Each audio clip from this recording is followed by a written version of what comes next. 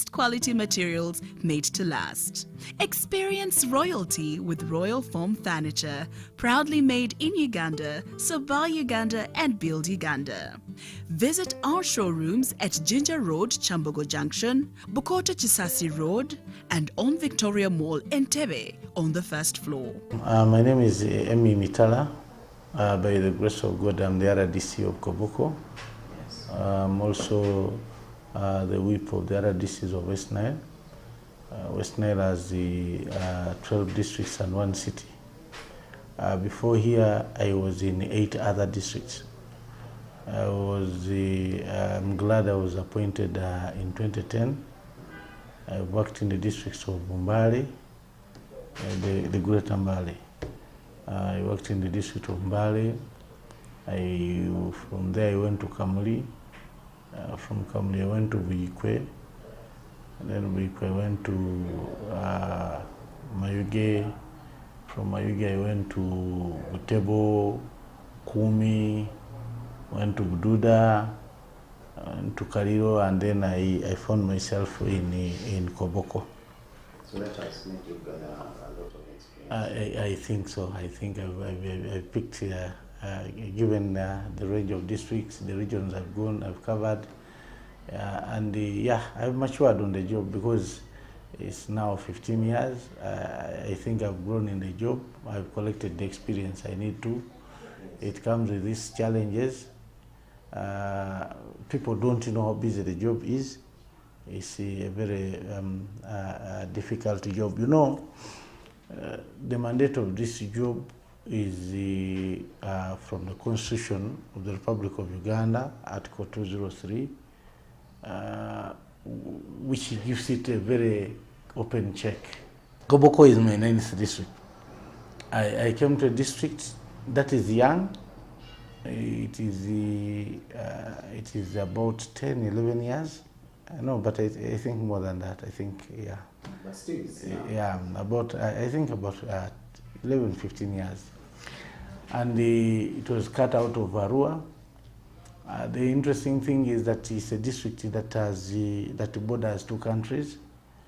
We border the Democratic Republic of Congo, and from where I'm seated here to the border is only 3 kilometers, because the border with the DRC is at Birijaku. The official, the gazetted border is at Birijaku. We have just coded it, and URI has just set base there and immigration. But originally it was just a crossing point. There are many other crossing points, porous crossing points, but that is the official one. And then this other side, we border with the with the South Sudan, to the north of the country. We border with South Sudan. We have very many porous borders, right from Salia Msala up to Busia. But the official one is where this road ends at Oraba. This side of us is called Oraba, the other side is called Kaya. This is a district where, when our government took over in 1986, it took another 10, 15 years for the people to come back here, because people ran away. You see, after Amin was toppled, people ran into the bush. Went to South Sudan. And when the NRM government took over, many people are still in South Sudan. Most of the people of my age were born either in DRC or in South Sudan. They are Ugandans, but they were born that side. Another very interesting factor here is that the people here are mainly Kakwa, but you see across the border with Congo, there are Kakwas, and the majority of the Kakwas are in Congo. The second biggest number is in South Sudan. The smallest number of Kakwas are here in Uganda and in Koboko. And they are interrelated. The clans keep crossing over. So it is very difficult to manage such a situation, especially since we have relative come here, we are very okay. The systems are there. The government is functional. When you go across South Sudan, you find the government in pockets. It is not in charge of the whole country. This is a district that is surrounded by 2 giants that are sleeping. And as you know, there has been a war across, and therefore we have too many people coming in. Now, this is the district that has a point where we screen a reception center for refugees, that we screen. Now, if the refugees come, especially those of South Sudanese descent, we take them to other districts, to Terego in Mvepia or to Rhino Camp in Madiokolo. Then the ones of Congolese descent, we take them to this settlement here in Koboko, which is called Dobule. Majorly on the other part of the district towards the South Sudan, they are farmers. There's a lot of farmland, but majorly the people here are business people. Unfortunately, some, especially the youth, are involved in a lot of smuggling. The systems have not been good across in South Sudan, and the smuggling that is here is of different nature. It's not like you see in other places. Because I will agree that there is smuggling in every country, even in the US, but not the one that is here. This one has been done with a lot of impunity, and when you touch one of them, it becomes an issue of the community. So it has been a very terrible situation. But now that the Sudanese have tightened, the situation is changing. So now they smuggle from Congo and then take the other side. So because the people delayed to come back from exile, the district lagged a little bit behind in development, and that's why you see the performance in schools is not very, very good. But we are trying to do a lot to see that we improve on the performance. We have about 8 secondary schools and about 8 or 9 primary schools in the district. And but you go to some primary schools and you find a school that is overladen with pupils. You go to a school like in Busia, there's a school where you have 5,000 pupils in one school. 5,000. Yeah, and majority of them come from South Sudan. Because in South Sudan, when you cross over to Kaya, you'll see that there are not many things that they have. Even when you cross over to Congo, you'll see drug shops, and people perform operations in drug shops. And so most of them come here for health, if they want health facilities. The infrastructure has developed. We have a general hospital. We are building a general hospital down in Barifa. We have health center 3s in every sub-county. There are other sub-counties that are very big, where we have more than 1 health center 3s. Like in Ukuruba we have 2, like in Loble we have 3. But you see the sub-counties are very, very big, extremely. And the people are very many. And the schools, secondary schools, we have, they're evenly distributed. At least every sub-county has a secondary school as per the policy of the NRM government. We have only 1 technical school in the district, which is not government aided. It is an NGO-based technical school, which is called Koboko Technical. We don't have a university, of course, but Muni University is going to build their law faculty in a place called Leiko, where the late Francis Ayume comes from, in Dranya sub-county. It is easier for the people in Mbokolo to relate with us, and they understand the modern NRM government than they understand the government in Kinshasa. You understand? Because someone tells you they are born and they die before reaching Kinshasa, but most of them have reached Kampala. Oh. Yes, because Kampala is far near. They know they will go in the morning, but in the afternoon they will be in Kampala. Yes. But most of them die before they can even reach Kinshasa. We have this road that comes from Kampala up to Karuma. You cross over, you turn. It is all tarmac up to Pakwachi, up to Nebi to Arua, Arua to Koboko, up to the border is tarmac. When we reach Oraba and you look the other side, if you really want to see why I said the others are sleeping giants, they are big in size, but what is across, you see, when you are in Oraba and you stand like this and you see deserted houses in Kaya, and then they had built it to be better than Koboko. I mean, better than even Oraba, our side of the border. But you see the other side now, you can see activity during the day. In the night, you don't see anybody. Most of the people will cross over and sleep here. Even they are members of national security, cross over and sleep here, because the security of Ugandans, of people and the property is guaranteed. Yes. Is surely guaranteed. So you see, we have come in surrounded by turbulence in the Congo, turbulence in the South Sudan. So those are some of the challenges that we are. The borders are porous, so anybody can pass anywhere and enter anytime. Regulating it sometimes become difficult, especially if the people that are moving to and fro are of the same tribe. Because the Sudanese, this side are Kakwa, the Congolese, the other side. In fact, the chief of Kumuro is called the chief of Kakwa. Kumuro is that area of this area of Imbokolo, because he sits at Imbokolo. So they are the same people. They have relatives this side, they have relatives the other side. When I arrived here in August of 2023, there was an issue in a ward, that ward in the Western Division there, where some people, 40% of the people that took our PDM were said to have come from across.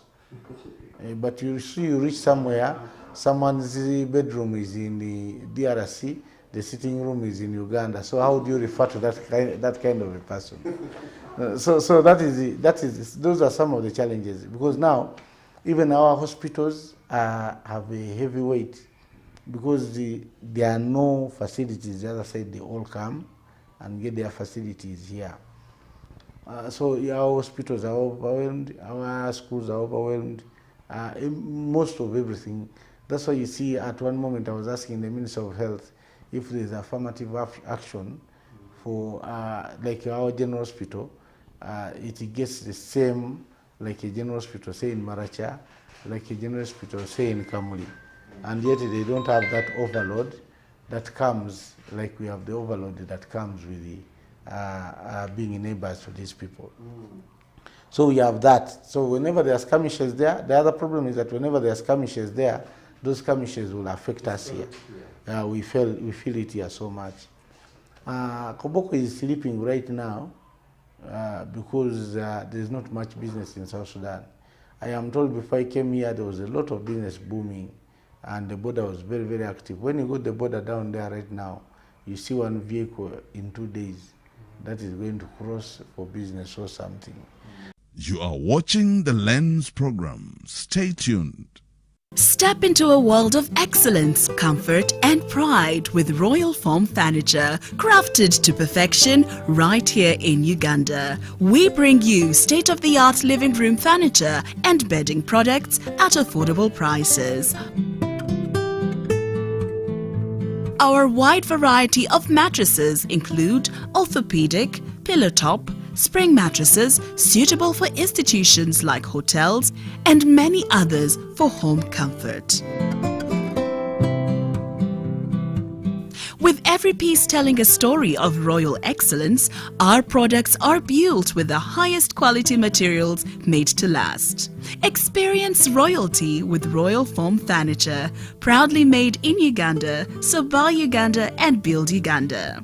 Visit our showrooms at Ginger Road, Chambogo Junction, Bukota Chisasi Road, and on Victoria Mall, Entebbe, on the first floor.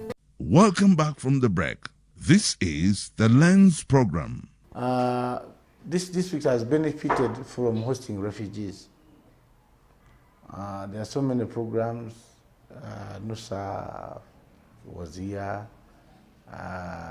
Now, of recent, we've been having, under the Prime Minister's office, we've been having a program called the Dr. Deep. Now, under Dr. Deep, the bridges have been built. And really beautiful bridges. One good thing here is that the quality of work here is much better than the quality of work in the Central and the East. In the East, if someone is given the work to build something by government, they will look at getting abnormal profits, and therefore the quality of the work will be very bad. Here, the quality of work is extremely good. We have a school here, a seed school called Nyakaliso. I went to that school and I called the contractor just to tell him thank you. He was surprised that the other DC was calling him to say thank you. But the quality of the work is wonderful, it's beautiful. So the interventions of government are many in the areas of livelihood. Under livelihood, we've done a lot of programs. We've given people, Ugandans money. We've kept on naming it different names. From Ntandikwa, where we gave people money, the women went and bought more gomeses. We gave to the young people through Youth Entrepreneur Scheme. Before YLP, there was the Youth Entrepreneur Scheme, the YES Scheme. And that YES Scheme, whichever youth would get money would run away. And then we bring, before the YLP, we also brought the SACCOs. We said that people cannot access money from the banks because the banks are asking for astronomical interests, and also the conditions are much. So we said, no, okay, people can get money through SACCOs. So we said we can bring lead SACCOs, and we brought lead SACCOs in every sub-county, and we equipped them, first of all, with seed capital. We gave them computers, we gave them safes, we gave them so many. We even took the sub-county chiefs to Chankwanzi to train them. The only thing that they came back with, instead of the knowledge, they came back with our uniforms from Chankwanzi, and they would move around in them to make people feel like they are looking good. When we saw that money, people didn't understand that process, we brought money for the young people again under the Youth Livelihood Scheme. Here, when the youth get the money and they eat it and they run to Sudan, or they run to Congo, but mostly to Sudan because they know you will not look for them in Juba. We said, okay, let's bring PDM. Now, the understanding of PDM is that people think that PDM is a different program, and therefore it's another source of where that pillar of financial inclusion is to bring the 39% into the money economy. But PDM is what we do daily. We just transferred the planning to the parish. You see, the planning of government is twofold. There's a planning for what we call the common good. When we do this road, like we are now doing another new road, we are tarmacking this road from Koboko, Yumbe to Moyo, because we've already tarmacked from Atiak, Ajumani to Laropi. And we are going to have a second bridge that links West Nile to the rest of the country. And that bridge will be at Karuma. I mean at Laropi. Okay? So this road here will join into the other new road at the bridge. Now, we've also built markets. Like when we were starting to build these markets, I was working in Busoga, and I went on radio and told them that we are going to build a storage market here in Jinja, and people look at it and even call it a hotel.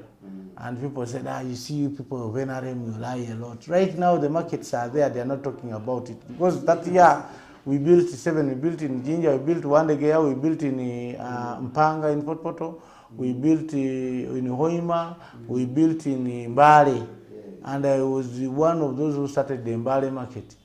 Now the people see markets. We built in Rugazi, we built in Tororo, we built in Busia, we built in Soroti, we built in Lira, we built. Now we are going to build in Koboko here, and I told them we build the markets that are like hotels. When you look at it, when you look at the Soroti market, you will ask first of all, is that a hotel? Yeah. A 5-star hotel? But it's a market. Yeah. Because our intention is that if a farmer has produced, they must be able to drive or ride on a good road and sell in a good market. Yeah. Therefore, it will improve the value of what the farmer is doing in a very good environment. We are also encouraging value addition. That's why you see here, even under Dr. Deep, the women have value addition facilities, enterprises.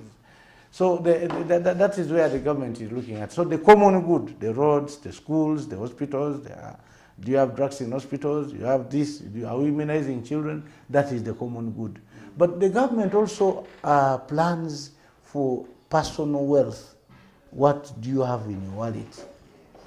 You as a person, what is in your wallet? So it is twofold, and the government of the Republic of Uganda is doing exactly that. You will realize that in the most parts of this district, you don't have boreholes. They forgot about boreholes. They have running water. Just last year, we commissioned a 6 billion water project. That was the Kerioraba water project. We are already on the national grid. West Nile took a long time without being on national grid. There's a time when you could come to West Nile and you had power for only 2 hours, only 2 hours of power. Right now we have power 24/7. The power that comes to West Nile from Karuma, we are able to use only 7% as West Nile. Under our forum, as RDCs, we opened a forum called Walk Initiative. That is West Nile, Choli, Lango, and Karamoja. That's where we derived the word walk. So that Walk Initiative, we advise each other and advise our people that you see, if we had this, the market is there in the neighboring places. So we, as a government, we are involved in that very much, and we are looking into that. And as a government, we look at you can't fail to speak about the issue of democracy and democratization, because right now we're in the process of electioneering. You saw the other time we had the people who are fighting for the flag to be chairpersons of LC1. It was terrible here. People are putting in a lot because the NRM government has brought respectability to a job. Even the LC1, the job of just being LC1, the respect for it is there. That's why you see people can run and fight to get a card. Because here people are predominantly NRM, predominantly. I know Koboko is going to be a regional hub because all these countries meet here at Koboko. They meet here at a place, I don't know whether you've been to Salia Msala. Salia Msala, where we have the demarcation of these countries is just a tree. I know you've not been there. It's just a tree with 3 trunks, each trunk corresponding to the size of the country. The one of DRC is the biggest, the one of South Sudan is the second biggest, then ours is the smallest. I call it the 8th wonder of the world because that tree was not planted by a person but by God himself. At that point is where these 3 countries meet. But they meet and converge there. Even the people around that tree are all the same, they're Kakwas. The difference you can get is that the Congolese will speak with the dialect of French, the Sudanese will speak with the dialect of Arabic, the Ugandans will speak with the dialect of English in it. Thus they can make a difference, but they are the same people, same cultures, and same people. So I call it a 8th wonder of the world. So this district is unique in that way. And therefore, its uniqueness also is in such a way that it's turned out for regional diplomacy. This can be a center of regional diplomacy. It can be so many things. So I call upon government, one, to expedite the development of the industrial park, because I can assure you the market is going to be there. It's going to be real market there. And you see, that is what grows the nation. If you have market, and then, you're involved in trade, you have something to sell, people will have money, and that changes the lives of the people. So we are looking at a country that has evolved and grown, and amidst the colleagues who have challenges. But I am happy with the President of the Republic of Uganda because he has been there to see that most of these countries stabilize. We stabilized Rwanda. Kenya will stabilize. If people think Kenya is okay, but there are problems, they've been having problems in the central region with the bandits, and then the northern part of Kenya. And also their politics is not that simple politics. And then you look at Somalia, the work we've done in Somalia, the work we are doing in South Sudan, the work we are doing in DRC. All this is done to give a Ugandan the latitude to do work. To have that special ingredient that most people don't have, the ingredient called peace. Most people don't know what peace is. And when you speak about it, because Ugandans have had it so much, sometimes they forget the cost of peace. So that is something that we fight so hard to see that Ugandans have that peace, even if they don't,